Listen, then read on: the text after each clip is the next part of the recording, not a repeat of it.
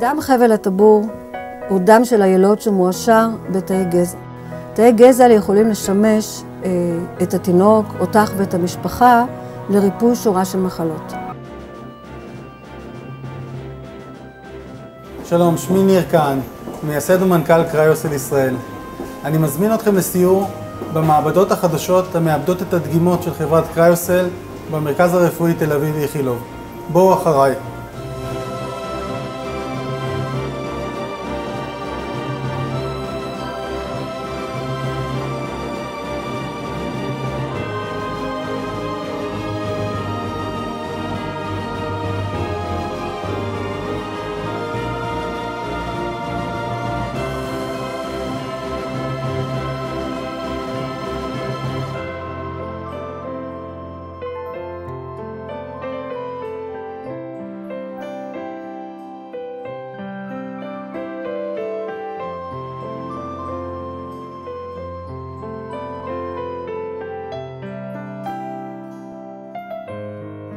איסוף הדם הטבורי נעשה אחר הלידה.